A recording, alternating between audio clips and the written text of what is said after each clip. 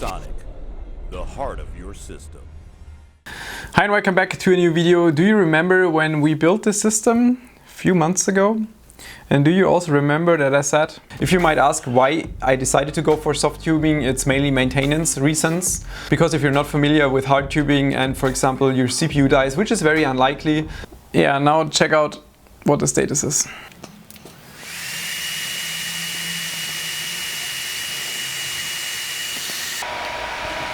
As you can see, memory test. Once in a while it also shows detect CPU, but seems to be some kind of memory detection issue. Maybe the board is damaged. Let's see and investigate this further.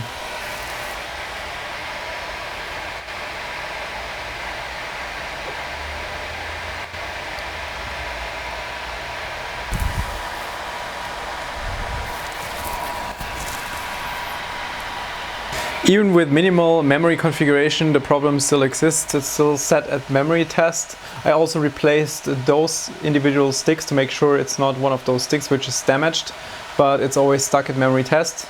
Means either that the board is damaged or that the CPU is damaged. Socket seems to be fine. I mean, I wouldn't have expected anything else because nobody touched the CPU inside the system. It has been running for several months, and just to double check, but socket was not the issue. First step is to double check that the CPU is not damaged. That's why I decided to check it with a second board. That's the board we've been using several times also for direct eye testing. That's the Strix TRX40 e-gaming. I already tested it in a German part. That's why I know for sure that everything is working fine. I can just put my hand on the CPU, and as long as I can touch the IHS, it's still fine to run the CPU without a cooling block, and just to see if it's running past post. Should be fine, but I can already see that it's passing the memory test, and now it's at VGA test B4, and that is the point when I know that the CPU should be fine, and it's not a CPU issue, it should be a mainboard issue. Because we also already tested the individual memory sticks on the board before. Now it's time to get the backup bundle, reassemble everything. The reason why I'm doing this video is just to show that also in my world things can go wrong, things die. You have your RMA rate of 0.5, 1, 2, 3%, and sometimes you're just unlucky and things die.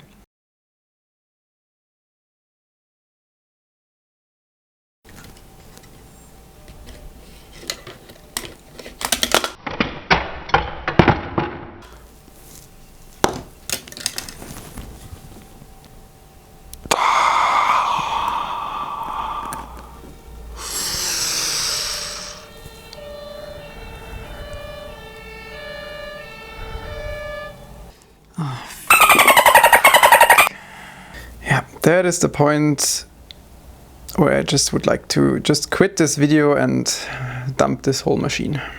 I think because I took out the CPU too often out of this carrier frame. Used this before, I think this was even from the Epic project. Yeah, I think the nose broke off and then the CPU fell down. Great. Is this karma because I just said that not everything is going well also in my world when I'm building things? Yeah, I think I will just throw away this board, TRX40 socket. As far as I know, there is no way to replace this massive socket, which means, yeah, good night, sweet board. Alright, time to test the new board. Populated it with all the 8 DIMMs, also using a liquid nitrogen container for quick testing. Should be fine, it's not heating up that quickly. Also have the SSDs mounted again. Time to check out what's happening now. For some reason I had memory detection issues again. Decided to do BIOS flashback. Let's see if this helped. That looks much better. Only populated the left side of the DIMMs, but yeah, that looks better. One day later, you can see I switched to g.skill modules. For whatever reason, it seems like the memory kit I was using before, the Dominator Platinum RGB, had an issue. I'm not sure if it was a memory stick in particular or if it's like an incompatibility issue with the Zenith 2 Extreme. I can just test it right now and see if it cycles through. It should be no problem because I tested it like 10 times so far, and even with like cold start after power cycle, it's still working fine. But with the Platinum RGB memory modules, it sometimes kept getting stuck, even with a new board, which is very strange. Especially keeping in mind that I retested every single stick of the Dominator Platinum RGB on a different platform just to make sure that all the sticks are working, and they were all working. They could pass memory tests, but yeah, they had just had boot issues on this board. I'm not sure what the reason for that is, but yeah, I'm now getting obviously a post error because there is no like SSD inside, but that looks much better. Gonna reassemble everything. System reassembled. Looks nice. I still like how the system looks like. I just hope that everything will run fine now. Gonna perform like 5 to 10 cold starts. See if this works out. I love how you can see all those tiny air bubbles inside the block. You can pretty much see the water flow inside the block this way. That is pretty awesome. So far it's looking good, the system is up and running. The only thing I still have to fix is the RGB, because obviously I cannot use iQ anymore with the g.skill sticks, and I just installed the RGB software from g.skill but couldn't change the RGB lighting. Could be that I have to restart the system first or have to use the ASUS Armory crate. We'll have to figure that out. One thing I'm still missing is when we built the system, I promised to you that we're going to compare this system with my personal rig when it comes to Adobe Premiere rendering performance. And that's what we're going to do now. Let's check out how fast it's going to render my sample video. As usual, 4K video setting for YouTube, video length of about 12 minutes. Let's see. It took 7 minutes, 17 seconds. Let's check out how long it will take on my system. Now the same video file on my personal rig. Let's see how long this takes. This looks like it's going to be a very, very close race.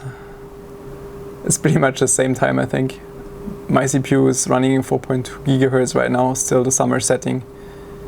Well, my system is indeed slightly slower, like 5 seconds, it's not much, and my system is only running 4.2. I could theoretically push it to like 4.6, which is maximum stable on my 3175X, but then it's consuming a lot more, the system gets noisier, and I don't really care if it takes 15 seconds longer or not. It just shows that the AMD Threadripper CPUs are extremely solid. It also explains why I named my project Project Irrationality, simply because I wanted to own the platform rather than considering the price, because those CPUs, price performance wise, are simply so much better. Of course, also at the time when I bought this 3175X, the 3rd generation AMD Threadripper was not out yet, but it was like 2 or 3 months delay between the two platforms. Anyway, I'm still happy with my system, and the system will go back to noise now that it's fixed. Still have to adjust RGB, but that's something that shouldn't be an issue. Thanks for tuning in. See you next time. Bye bye.